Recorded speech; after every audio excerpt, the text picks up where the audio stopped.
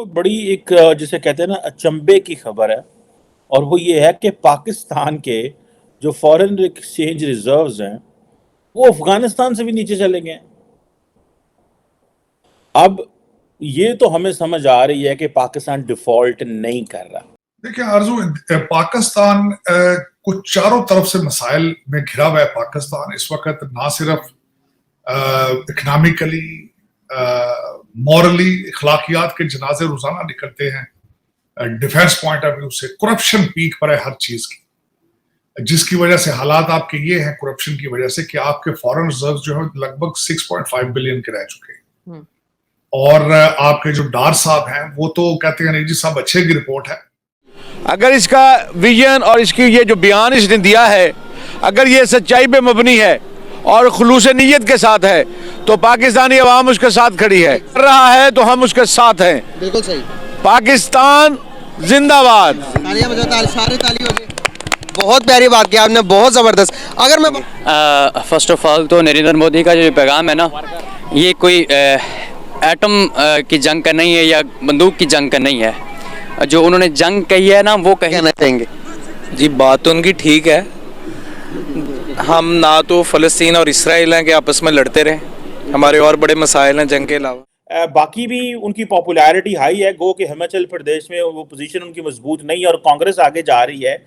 आप क्या देखते हैं, एक तरफ पाकिस्तान की वीक इकोनॉमी, पॉलिटिकल सिनेरियो जो है वो डिस्टर्ब है, और मैं देख रहा था कि एक पाकिस्तान के थिंक टैंक है इंस्टीट्यूट ऑफ स्ट्रेटेजिक स्टडीज, वहाँ पे पाकिस्तान के जो former chairman joint chief of staff committee है जुबैर अयाद साहब और बाकी लोगों ने जो है वो कहा जी कि थ्रेट फ्रॉम इंडिया जो है वो हमें रिलक्टेंट है, हम हमारी एग्जिस्टेंस को मसाइल है और ये वो।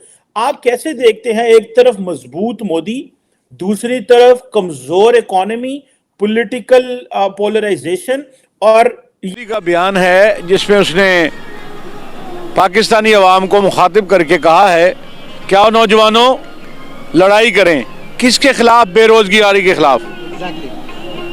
कारोबार जो कि नहीं है उसको लाने के लिए जंग करें। अगर इस बंदे का ये विजन दिल से है तो हम इसके साथ देते हैं। अगर इसका विजन और इसकी ये जो बयान इसने दिया है, अगर ये सच्चाई पे मबनी है और खुलूस नीयत के साथ है तो पाकिस्तानी अवाम उसके साथ खड़ी है। हम ये चाहते हैं कि दुनिया से गुर्बत ख़त्म हो, पाकिस्तान से गुर्बत ख़त्म हो, इंडिया से गुर्बत ख़त्म हो, हर इंसान को बुनियादी हकूक मिले, हर इंसान को बुनियादी ज़रूरियात ज़िंदगी मिले जो को उसकी ज़रूरत है। और अगर इस तरह से वो कर रहा है तो हम उसके साथ हैं। बिल्कुल सही। पाकिस्तान जिंदाबाद। सारे ताली हो गए। बहुत प्यारी बात की आपने, बहुत ज़बरदस्त। अगर मैं बात करूं तो देखें तो इस जंग के अंदर इंडिया तकरीबन जीत चुका हमसे। वर्ल्ड की दुनिया की 5th लार्जेस्ट इकोनॉमी बन गई इंडिया। हम आगे अभी हमारे वो मसाइल ही हल नहीं हो रहे, पॉलिटिकल स्टेबिलिटी मुल्क के अंदर नहीं आ रही। आप इसको कैसे देखते हैं? ये जो हम बात करते हैं कि ये सियासी इस्तेहकाम नहीं है, सियासी इस्तेहकाम कब आएगा? हम अमेरिका के मुआशी तौर पर गुलाम हैं। अमेरिका हमसे सूद लेता है, सूद कमाता है। जो मुल्क में अमन होगा, जिस मुल्क में अमन होगा, जिसके कारोबार चलते होंगे, जो सुखी होगा वो तरक्की करेगा। अमेरिका हमें तरक्की करने देता ही नहीं, हमें मुसीबत में डाल के रखता है। कभी सियासतदानों को लड़ा देता है, कभी उसके वो क्या उसे कहते हैं दहशत गर्दी करा देता है, कभी मौलवियों को लड़ा देता है, कभी आवाम को लड़ा देता है, ताकि हम लड़ते रहेंगे, परेशान रहेंगे, कमाई नहीं करेंगे। जब कमाई नहीं करेंगे तो फिर उससे जाकर उधार मांगेंगे, उधार मांगेंगे तो वो हमसे सूद लेगा। तो यही उसका कमाल है कि अमेरिका जब तक हमारे सर पे कोई ऐसा बंदा जो अल्लाह के लिए आए, मुल्क पाकिस्तान की तरक्की के लिए आए, ऐसा बंदा जब दिल खुलूस नीयत के साथ दिल से पाकिस्तान का मुहिब नहीं होगा और मुहिब वतन नहीं होगा, तब तक हम लोग तरक्की नहीं कर सकते। सही कहा आपने। अभी देखें कि हालात ऐसे हैं कि मुल्क के अंदर कि यहाँ पर कहा जा रहा है कि 75% चांसेस है कि हम बैंक करप्सी की तरफ जा सकते हैं, लेकिन इसी रेस के अंदर हमारा पड़ोसी मुल्क बहुत आगे निकल गया, डेवलप कर लिया अपने आप को। अपने मुल्क के अंदर अगर फॉरेन रिजर्व की मैं बात करूँ, पाकिस्तान के पास इस टाइम तकरीबन $7 बिलियन हमारे फॉरेन रिजर्व पड़े हुए हैं। अगर मैं इंडिया की बात करूँ तो 561 उनके फॉरेन रिजर्व पड़े हुए हैं। हमारे डाउनफॉल पे क्यों जाते हैं, उनके प्लस पॉइंट क्यों जाते हैं? ये बड़ी प्यारी बात आपने की और मैं बड़ा खुशी महसूस करूंगा आपको बताते हुए। जब तक कोई बंदा आके बैठे और वो हाकिम वक्त हो और वो पाकिस्तान के लिए लड़े, पाकिस्तान के लिए कारोबार करे, पाकिस्तान के लिए पैसे इकट्ठे करे, तो फिर पाकिस्तान तरक्की करेगा। और जिसको ये फौज बिठा देती है उसको तय करके बिठाती है कि तुमने वो करना है कि जो हम कहेंगे। जब वो कहेंगे तो हर बंदा तो अपने लिए पैसे इकट्ठे करता है। इमरान खान साहब ने अपने लिए पैसे इकट्ठे किए, नवाज शरीफ साहब ने अपने लिए पैसे इकट्ठे किए, और अभी मुझे इसकी तहकीक नहीं है लेकिन 12 अरब रुपए बाजवा साहब के खाते से निकल आए। अब 1200 अरब रुपए जब उनके खाते से निकल आएंगे तो कहाँ से गए भाई? तेल तिलों से निकलता है, कोल्हू से नहीं निकलता। ये जो पैसे हैं ये अवाम के को निचोड़ के 1200 अरब रुपए वो क्या बाजवा साहब के बन गए।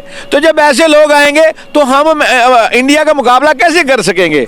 हम किस तरह से कर सकेंगे कि जनाब हम इंडिया के जो रिजर्व पड़े हैं 501 अरब रुपए हैं और हमारे सिर्फ 7 अरब रुपए हैं, तो हमारे तो शुक्र करो 7 अरब भी हैं, वरना बाजवा साहब 700 अरब भी ले जाते तो साहब बराबर हो जाता।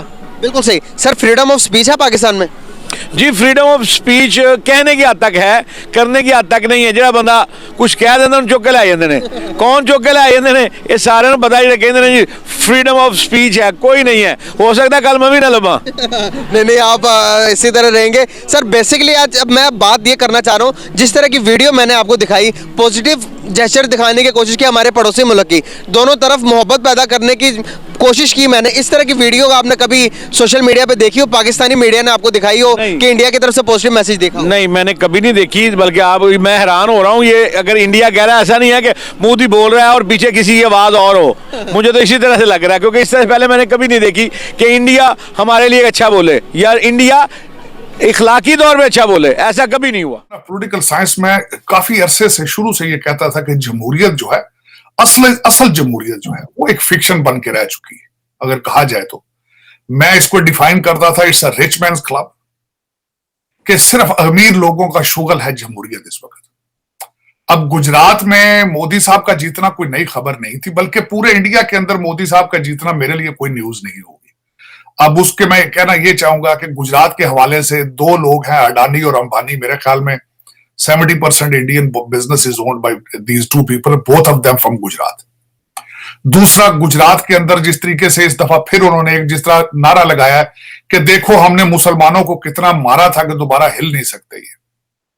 ये भी एक दूसरा ट्रेंड था गुजरात में। फिर दोबारा मजहब को यूज किया गया, मजहब कार्ड को यूज किया उन्होंने, और उसका रिजल्ट निकल आया कि वो जीत गया इलेक्शन।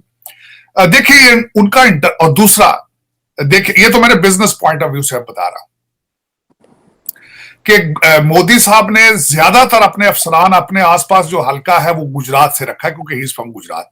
मे बी वो उन पे ज्यादा एतमाद करते हैं, ट्रस्ट करते हैं। ब्यूरोक्रेसी में उन्होंने जितना गुजराती लोगों को प्रमोट किया है, बिजनेस एंटरप्रेन्योरशिप में जितना उन्होंने गुजराती लोगों को प्रमोट किया, इसकी मिसाल बाजी में नहीं मिलती। नंबर 1, एनडीटीवी को जिस तरीके से अगले दिन खामोश कराया गया है, जिस तरीके से, ये इससे भी पता चलता है कि it is controlled democracy, is an example of controlled democracy. ये जमहूरियत के फ्लॉज है। ये जमहूरियत this is how it works when the politics goes into the pockets of the rich people, और फिर दोनों यारी दोस्ती में मिलके जो एक गैंग बनाते हैं, this is absolutely a best example of it। इसमें नुकसान किस चीज का है? आम वोटर का नुकसान है, इसमें नुकसान जमहूरियत का नुकसान है। दूसरा, उनका इंटरनल मैटर है, regardless how they do, how I become relevant, how you become more relevant. उसमें यह चीज होती है कि जब वो पाकिस्तान के मसाइल को, बॉर्डर को, कश्मीर। नमस्कार दोस्तों, अंडर्स न्यूज में आप सभी दोस्तों का हार्दिक स्वागत है। तो दोस्तों, जैसा रख के आपने वीडियो में देखा कि कैसे पाकिस्तान के साथ इतना कुछ हो जाने के बाद भी उसका फॉरेन एक्सचेंज रिजर्व इतना कम हो जाए कि अफगानिस्तान से नीचे आ गया। अफगानिस्तान इतना टेरर वार जोन था, फिर भी उससे भी नीचे आ चुका है पाकिस्तान का जो फॉरेन रिजर्व एक्सचेंज है, जो कि बोलते हैं फॉरेन कंपनी, फॉरेन देशों का जो भी रिजर्व रहता है, पैसा वगैरह, सोना वगैरह, इतना कम होने के बाद भी वो अभी तक ये नहीं छोड़ रहा है कि मैं पाकिस्तान हिंदुस्तान के साथ लड़ाई करेगा, कश्मीर ले लेगा। हाल ही में मोदी जी ने एक स्पीच दिया था कि अगर पाकिस्तान के युवा लोग बढ़ना चाहते हैं, हमसे युद्ध लड़ना चाहते हैं, तो मैं उनका आह्वान करता हूँ, मैं उनको ललकारता हूँ, उनको इन्वाइट करता हूँ, आओ लड़े। लेकिन ये नॉर्मल जो युद्ध होता है वैसा वाला नहीं, आर्मी जो लड़ता है। अगर लड़ना है तो अपना बेरोजगारी, अपना जो फूड का प्रॉब्लम है, अपना जो टेररिस्ट है, जो भी पढ़ाई के बारे में, जो पढ़ाई के में पीछे है, डेवलपमेंट में पीछे है, जिनको जो प्रॉब्लम है, अपने अपने अंदर सॉल्व करने का, लड़ने के लिए अपने अपने को तैयार करो, जैसे कि इंडिया में किया जाता है हर क्षेत्र में, एजुकेशन सेक्टर में, टेक्नोलॉजी में, डेवलपमेंट में, रोडवेज में, सब जगह इंडिया में डेवलप हो रहा है। तो उसी तरह अगर आप तुम लोगों को लड़ने में इतना शौक है तो टेररिस्ट के जैसा नहीं, आम आदमी के जैसा मेहनत करो, लड़ो अपने आप से, अपने समाज से, अपने गवर्नमेंट से लड़ो कि हमको ये चाहिए, ये चाहिए, हमको पाकिस्तान में ज्यादा उन्नति चाहिए, हमको भी हिंदुस्तान के जैसे दूसरे के देशों के जैसा हमको भी दुनिया में अपना नाम बनाना है। ऐसा नहीं कि टेररिस्ट पैदा कर दिया, उधर जाके बम फोड़ दिए या उधर जाके बम फोड़ दिए, किसी को गोली मार दिए, बीच चौराहे पे किसी को खड़ा करके रंगा कर दिए, धर्म के नाम पे इसका तमाशा होना हो, जुलूस निकालो, ऐसा नहीं करना। अगर लड़ना है तो हक के लिए, अपने मेहनत, अपने जिंदगी को भला करने के लिए लड़ो। तो ऐसा ही स्पीच मोदी जी ने दिया था, तो इसी को लेके पाकिस्तान में ये बहुत चर्चा है और उनके मौलाना लोग भी इसको अगर बोल रहे हैं, अगर दिल से दिया है तो हम मोदी जी के साथ हैं। तो आहिस्ता आहिस्ता हम लोग भी साथ आने लग चुके हैं इंडिया के साथ, मोदी जी के साथ। सब लोगों को मालूम है पाकिस्तान के लोग क्या कर रहे हैं, उनके गवर्नमेंट क्या कर रहे हैं, उनके सरकारी लोग क्या कर रहे हैं। तो आप लोगों का इसके बारे में क्या ख्याल है, अपना राय कमेंट करके जरूर देना वीडियो के नीचे। और वीडियो अगर आपको पसंद आ रहा है तो वीडियो को लाइक, शेयर और सब्सक्राइब करना ना भूले। जय हिंद।